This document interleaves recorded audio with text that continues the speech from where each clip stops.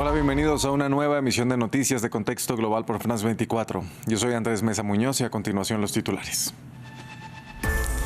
Rusia reivindicó tener supuestamente el control de Pokrovsk en la región de Donetsk, una posición estratégica que permitiría el avance de las tropas de Moscú hacia el oeste.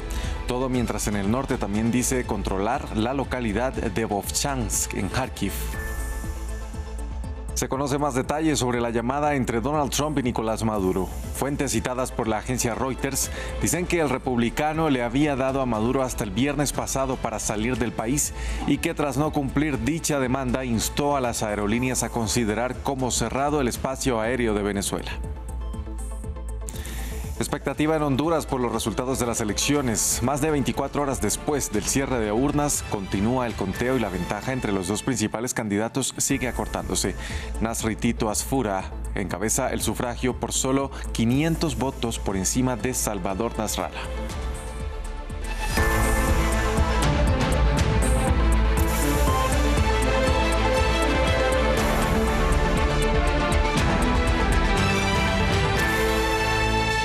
Vamos a iniciar con noticias sobre la guerra en Ucrania y es que el ejército de Rusia habría logrado el avance territorial más significativo dentro del territorio ucraniano desde principios de 2024, cuando tomó la ciudad de Avdiivka. Según el Kremlin, las tropas de Moscú habrían logrado tener el control total de la ciudad de Pokrovsk y la localidad de Vovchansk en Kharkiv. El presidente Vladimir Putin recibió dicha información por parte de las Fuerzas Armadas mientras se encontraba de visita en un puesto de mando este domingo, mientras que Kiev no ha confirmado estas afirmaciones.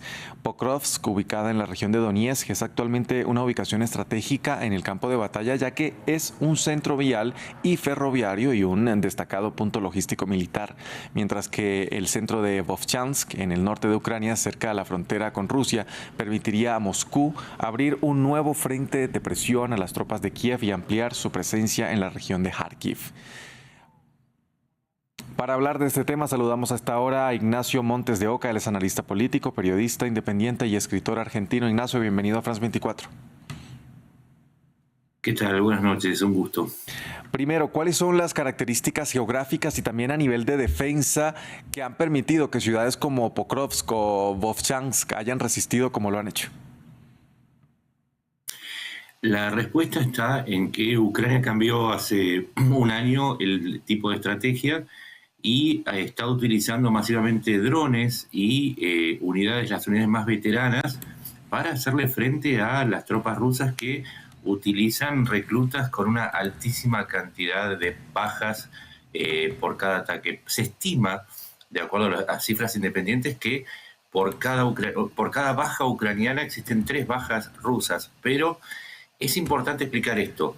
Ya no se trata de una ciudad estratégica, lo era antes, pero desde hace 18 meses la ciudad está en disputa.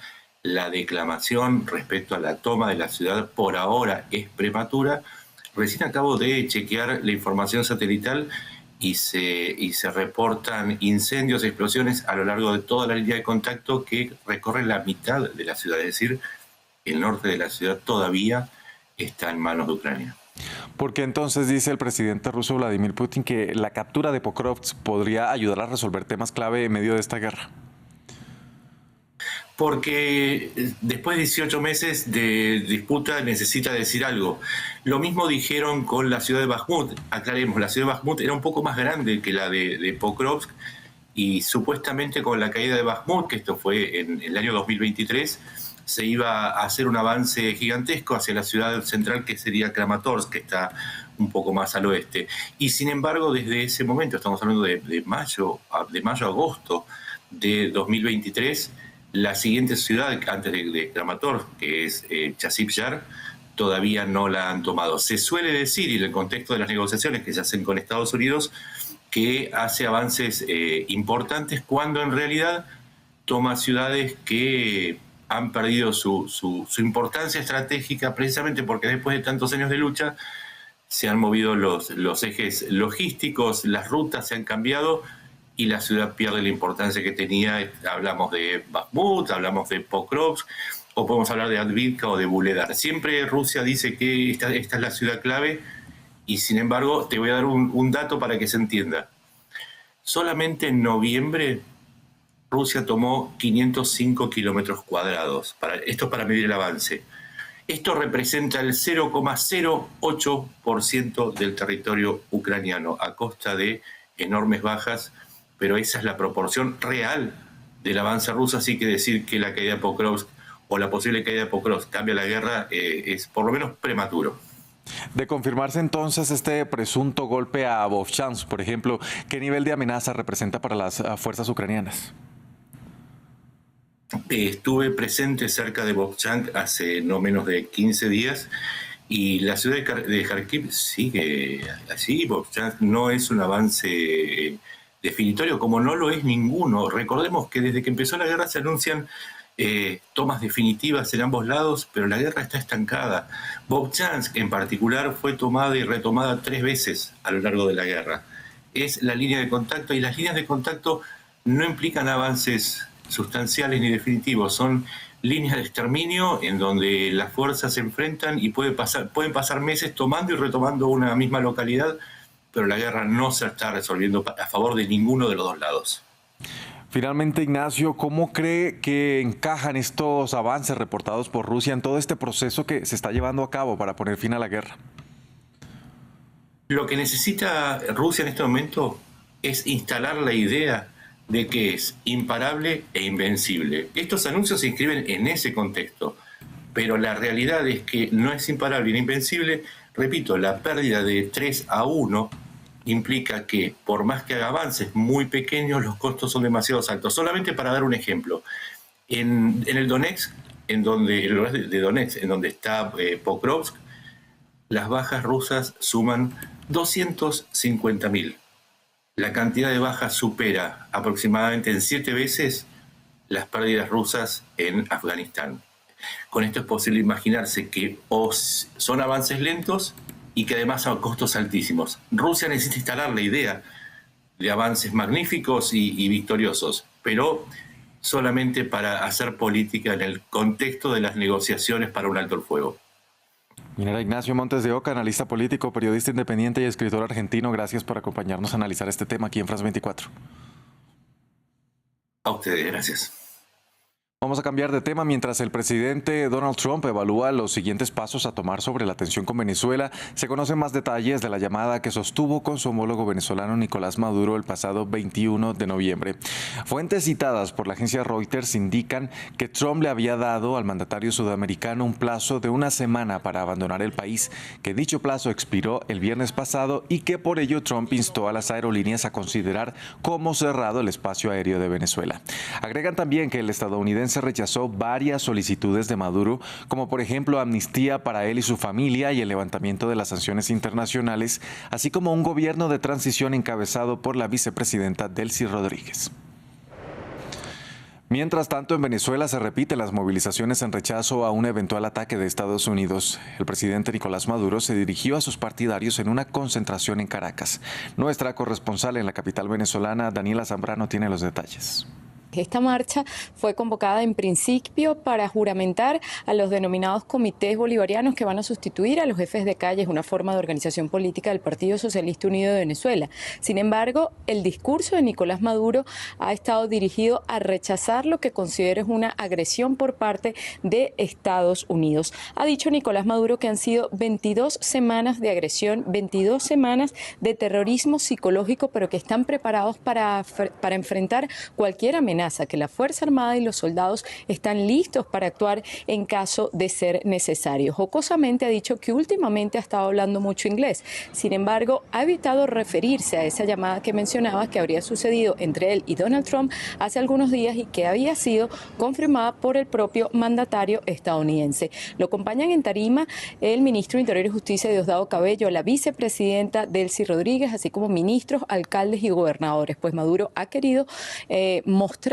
que tiene fuerza, que tiene seguidores, que no tiene miedo, que está en las calles. Recordemos que hace algunos días había rumores sobre una supuesta partida, pues no había aparecido en medios de comunicación. Sin embargo, lo hizo el día de ayer y hoy convocó a los ciudadanos a la calle para acompañarle.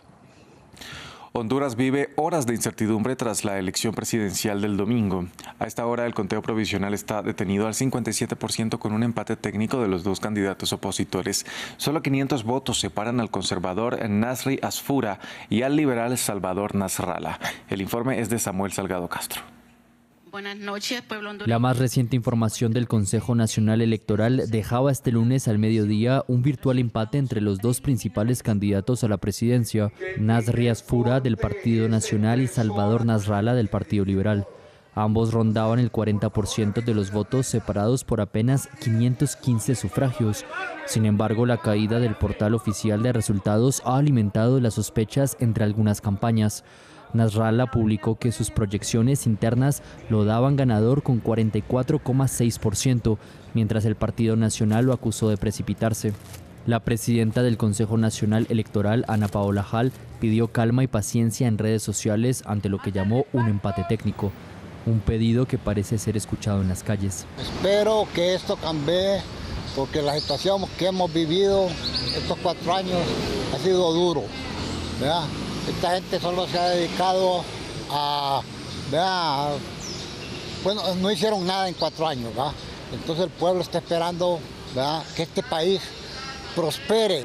Que mejore las cosas en este país, gane quien gane, puede ser Tito, puede ser Salvador Nasrallah, para que sacar este país adelante, para que no hayan muchos delincuentes aquí y para que ya no anden saqueando las arcas, ¿me entiendes?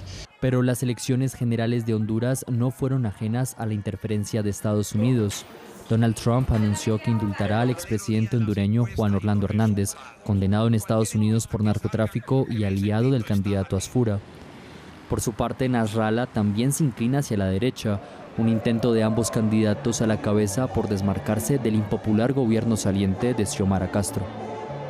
En la frontera entre Chile y Perú, decenas de personas lograron cruzar a territorio peruano después de pasar días bloqueadas en territorio vecino. Según fuentes citadas por la agencia AEF, los migrantes que lograron pasar se registraron ante las autoridades migratorias peruanas y piden que se les permita seguir el camino hacia sus países de origen. Vamos ahora a Líbano, donde el Papa León XIV llevó a cabo su segundo día de visita al país en el marco de su gira por Medio Oriente. El líder de la Iglesia Católica llegó al santuario de Nuestra Señora del Líbano en Harissa, un lugar venerado por católicos y musulmanes.